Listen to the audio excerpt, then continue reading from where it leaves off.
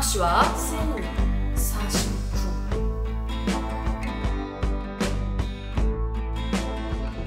어떤 사람이 있었어요. 이 사람은 매년 여름 평일날 휴가를 내고 바다에 놀러 간다고 해요. 다른 사람과 함께 가는 것도 좋지만 혼자 가서 조용히 바다를 바라보고 있으면 그만큼 스트레스가 풀리는 일이 없다고 해요. 그렇게 이번 여름도 혼자 바다에 가게 되었죠. 바닷가를 거닐다가 한 식당에 들어가게 되었어요. 밥을 먹고 있는데 식당이 너무 조용해서 본의 아니게 옆자리 사람들의 얘기를 엿듣게 되었어요. 초등학생쯤 돼 보이는 딸과 어머님의 대화였어요. 엄마, 아빠랑 떨어진 지는 얼마나 된 거야? 글쎄, 한 4년쯤 됐을까? 아빠랑 따로 살고 있나? 아빠가 해외 출장이라도 가셨나? 이런 생각을 하고 있었죠. 아빠 너무 외롭지 않을까? 우리 너무 보고 싶지 않을까? 그 말을 듣고서는 그렇게 오래 못 본 거면 이혼이라도 한 건가? 이런 생각이 드는 거예요. 그때 딸아이가 아빠 하늘나라에서도 담배 많이 피고 있을까? 내가 그렇게 끊으라고 했는데. 그 말을 듣곤 아빠가 저 세상에 계시는구나 이렇게 생각하게 되었죠. 그리고 나와서 다시 바닷가로 가게 되었어요. 그렇게 맥주 한 캔을 사들고 돗자리를 펴서 본격적으로 바다를 만끽하기 시작했죠. 그러다가 옆으로 우연히 봤는데 아까 그 모녀가 파라솔과 큰 돗자리를 펴고 놀고 있는 거예요. 그런데 희한한 건 그 모녀 옆에 남자가 있었어요. 뭐지? 아까 분명 아빠는 돌아가셨다 했고 혹시 새아빠인가? 아니 근데 아까 식당에선 아무도 없었잖아. 그 둘밖에 없었잖아. 대체 뭐지? 하고 있는데 모녀는 신나게 바다로 수영을 하러 들어가더라고요.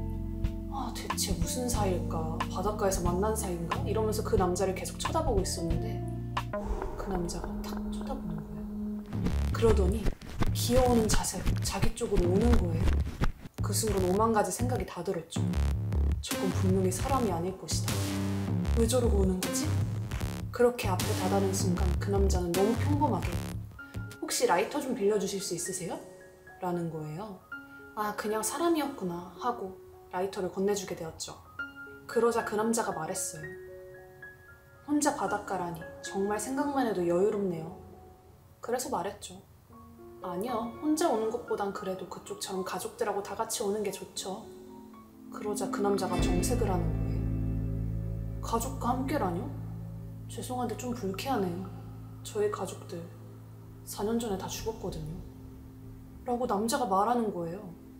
아니 이게 무슨 소리지? 아까 그 모녀는? 하고 가족들이 모여있던 돗자리를 봤는데 그 자리엔 아무것도 없고 모든 물건이 사라져 있었어.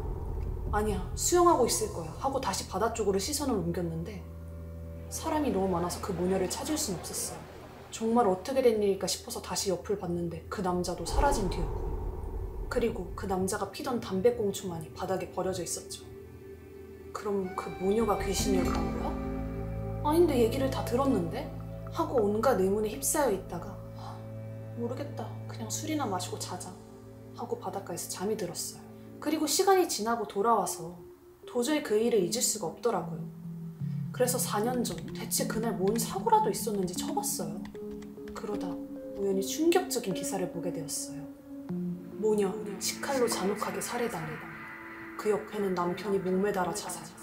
그리고 그 가족의 사진을 봤는데 그 바닷가에서 본 그 3명이더라고요. 그리고 내년부턴 절대 혼자 바다에 가지 말아야겠다 결심하게 되었죠.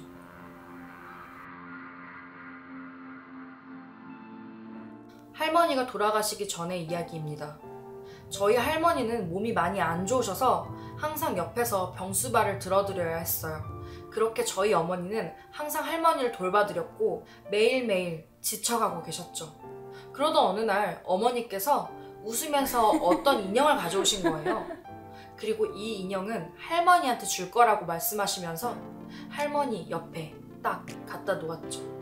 그런데 그날 밤부터인가 할머니의 방에서 이러는 외침이 들려오는 거예요. 미세한 소리였기 때문에 할머니가 악몽을 꾸시는구나 라고 생각하게 되었어요. 그리고 할머니의 병은 점점 더 악화되게 되었죠. 그렇게 며칠이 지난 밤, 역시나 할머니의 방에서 이런 소리가 나서 대체 무슨 일이 일어나고 있는 건지 궁금해 슬쩍 문을 열어보게 되었어요. 그런데 할머니의 방 옆 구석에 어머니가 엎드려서 무언가를 하고 계시는 거예요. 엄마가 저기서 뭘 하고 있는 거지? 라고 생각하면서 자세히 봤더니 엄마가 할머니께 드린 그 인형을 바로 땅바닥에 내려다 놓고 목을 조르고 있는 거예요. 엄마가 왜 저 인형의 목을 조르고 있는 거지? 라고 생각하게 되었죠. 그리고 며칠이 안 돼서 할머니는 돌아가시게 되었어요. 할머니를 잘 보내드리고 나서 그 인형을 살펴보게 되었는데 그 인형의 뒤에는 무언가 바늘로 꼬맨 자국이 있는 거예요. 그래서 저는 그 인형의 뒤를 뜯어보게 되었죠. 그런데 그곳에는 할머니 것으로 추정되는 머리카락들과 손톱, 어떤 부적이 들어있는 거예요. 그러니까 이 인형은 저주의 인형? 밤새 어머니는 할머니가 빨리 돌아가시기를 기원하면서 그 인형의 목을 조르고 계셨던 거죠. 하지만 벌이라도 받은 걸까요? 저희 어머니는 정신 이상의 진단을 받고 지금도 정신병원에 입원해 계시답니다.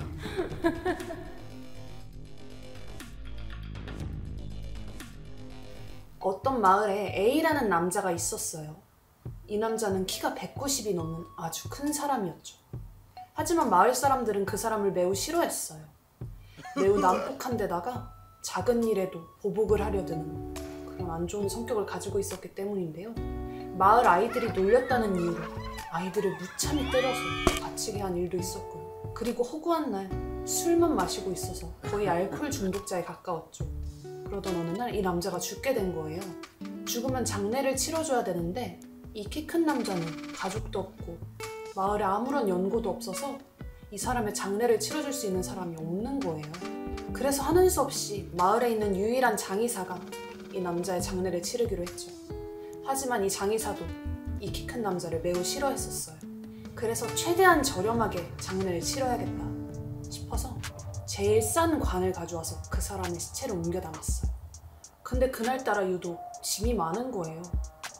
혹시 운전하다가 저 관이 떨어지면 골치 아픈데 내가 저기 타가지고 관을 이렇게 잘 지키고 있어야겠다 이러면서 가고 있었죠. 그런데 마침 가던 중 트럭이 어떤 돌에 부딪혀서 크게 요동치게 되었어요. 그래서 이 장의사는 수많은 짐과 관 사이에 다리가 끼었어요. 곧바로 병원에 갔지만 하필 다리에 중요한 신경이 끊겨버려서 다리를 절단해야만 한다고 하더라고요. 앞으로 다리를 쓸 수 없게 된 거죠. 그 말을 들은 마을 사람들은 하나같이 좀 희한한 반응이었어요. 자업자득이네 이러는 거예요. 알고 보니까 이 장의사는 최대한 저렴한 관에 이 남자를 넣었다 했잖아요. 근데 생각해보세요. 이 남자 키는 190이었고 그 관 안에 다리를 잘라서 넣었던 거죠. 그래서 복수하고 싶었던 걸까요? 이 키 큰 남자는 죽어서 똑같이 이 장의사의 다리를 뺏어간 거예요. 지금부터 무용이 타임! 이 이야기는 피카츄님께서 댓글로 제보해주신 무서운 이야기입니다. 낚시가 취미인 저는 어김없이 남해 미조 땡땡 마을로 가게 되었습니다. 그곳은 겨울에도 해녀 할머니분들이 해삼을 잡으려고 추운데도 바닷가에 들어가서 열심히 고생을 하신답니다. 해녀가 깊은 물에 들어갔다 나오면 숨을 쉬기 위해 휘파람 소리 같은 것을 내는데요. 그것을 바로 숨비소리라고 합니다. 항상 겨울에는 숨비소리를 들으면서 낚시를 하고 있었습니다. 아침 6시에 땡땡 방파제로 가기 위해 공동묘지 근처에 차를 세워놓고 그 방파제까지 걸어 내려와 낚시를 하기 시작했습니다.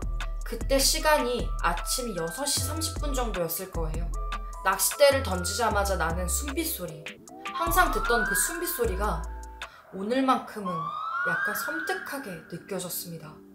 항상 앞쪽에서 숨빗소리가 났었는데 그날만큼은 뒤쪽에 테트라포트에서 숨빗소리가 나는 거예요. 웬일인지 그쪽을 바라보니까 해녀는 없고 웬 배 한 척이 떠 있었어요. 그 배는 이 동네 사람의 배인 것 같았어요. 그래서 그쪽으로 가서 물어보게 되었죠. 이 근처에 해녀분들이 계신가요? 그런데 마을 동네 분께서 여기는 해녀가 없어! 라고 말씀하시는 거예요. 그리고 그 다음에 하는 말은 정말 너무 소름이 끼쳤습니다. 여기는 6.25 전쟁 당시에 해녀가 해루질을 하고 있었는데 북한군이 여기까지 내려와서 동네 사람들을 모조리 잡아가고 그 당시 바다에서 해루질을 하고 있던 해녀들은 그 모습을 보고 물 위로 올라오지 않고 바다 안에서 자살을 선택했어. 그리고 제가 방파제로 가기 위해서 내려왔던 그 산길에 있는 공동묘지, 그 묘지가 바로 해녀들을 묻은 무덤이라고 합니다.